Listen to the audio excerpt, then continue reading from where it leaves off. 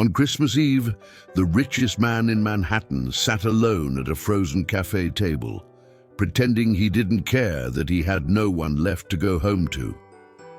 Snow gathered on his shoulders, his coffee had gone cold, and for the 5th year in a row, Michael Grant told himself he didn't deserve Christmas anymore. He buried himself in emails he wasn't reading, trying to forget the truth. Christmas used to mean everything to him, until the night it took the person he loved most. But then, out of nowhere, a tiny hand appeared beside him, offering a steaming cup of cocoa. "Sir, your heart looks cold," a little girl said gently. "You can sit with me and Mommy. We saved a seat, just for someone lonely." Michael's entire world stopped, because 5 years ago, those were the last words his younger brother ever said to him before he died on a Christmas Eve he would never forget. And now, a 5-year-old stranger was repeating them. She didn't know it yet, but she was about to save his life. Before we continue, if you believe kindness still matters, especially at Christmas, please subscribe. Your support helps us bring more stories just like this one. Michael looked up into the big brown eyes of a little girl dressed in a red winter coat. Snowflakes clung to her curls, and she hugged a worn teddy bear with one arm while holding the cocoa with the other.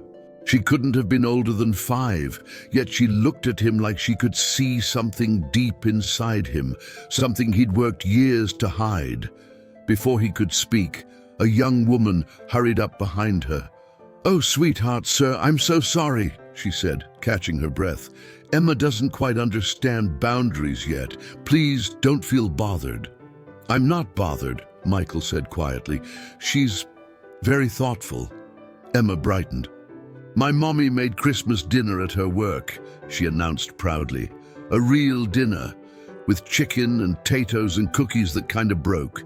But Mommy said we can still have Christmas anyway." Her mother, Lily, tried to hush her. "Honey, let's not bother the man." But Emma gently tugged her coat.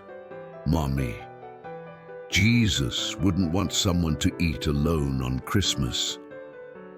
The words struck Michael like lightning. Those were the last words his brother ever said. His breath caught. The city noise faded.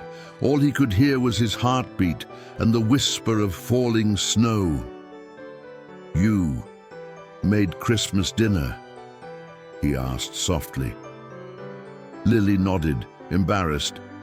"I work at the cafe. They close early on Christmas Eve and let me use the little kitchen to cook for Emma.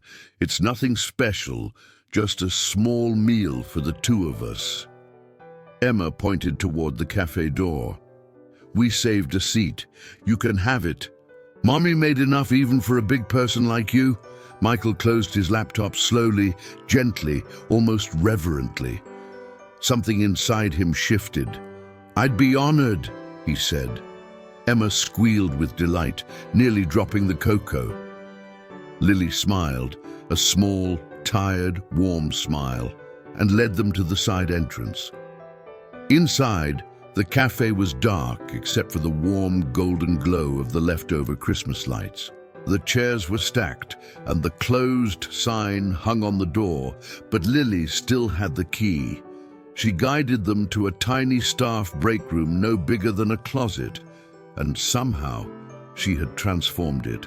A little folding table sat in the center, topped with honey-roasted chicken, lumpy mashed potatoes, 2 crooked star-shaped cookies, and a flickering battery candle. A paper snowflake Emma had made at school hung above the table, taped slightly crooked. Emma scrambled into her seat, boots dangling. "This is the best Christmas," she whispered to her teddy bear. Michael sat awkwardly at first, unsure how to exist in a room so small, so simple, so full of love.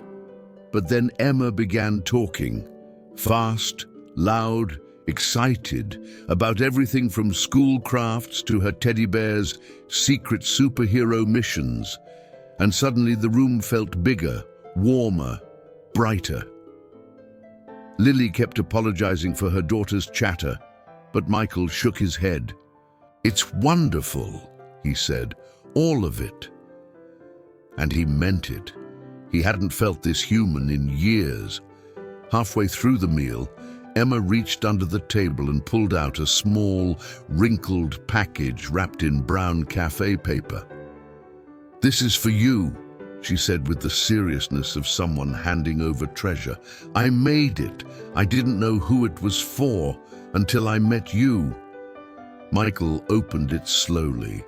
Inside was a cardboard Christmas ornament shaped like a heart, covered in glitter and 5-year-old handwriting. It read, "No one should be alone." His throat closed. He excused himself to the hallway, leaned against the wall, and cried. For the first time since his brother died, he let the tears come freely, years of grief, guilt, and loneliness pouring out into the quiet hallway. When he returned, Emma smiled as though she knew she'd helped fix something invisible inside him. After dinner, they cleaned up together. Lily locked the cafe, and the three of them walked home through the softly falling snow. Emma held Michael's hand, swinging their arms as she hopped over tiny piles of snow. "You walk slow," she observed. "Teddy says it's 'cause your heart is heavy. But he also says it's getting lighter." Lily shot Michael an apologetic smile, but he only nodded, touched in a way he couldn't explain. At their apartment building, Emma hugged him tightly around the waist. "Come tomorrow, okay?" she said. "Teddy says we should keep you." Lily laughed softly. "Thank you for joining us tonight. It meant a lot." Michael hesitated, then told her the truth he'd avoided all evening. "My name is Michael Grant." Lily blinked. "The CEO, Michael Grant?" He nodded. Emma just shrugged. "What's a CEO?" Lily covered her mouth. "Oh my goodness, we fed a billionaire lumpy potatoes." Michael smiled. They were perfect. Over the next days, he kept returning. He fixed their heater. He read Emma bedtime stories. He learned how to make cookies that didn't break, though Emma insisted his still looked like star-shaped blobs. He laughed again, really laughed, and each day he felt more at home. He bought them a Christmas tree, tall, silver-tipped, glowing with warm lights. Emma stood proudly beside it. "This is our family tree now," she said. Something in him whispered, "Yes." A few nights later, with snow glistening outside the window, he knelt beside Emma and said, "Would you and your mom like to spend every Christmas with me?" Emma screamed with joy and threw her arms around his neck. Lily's eyes filled with tears.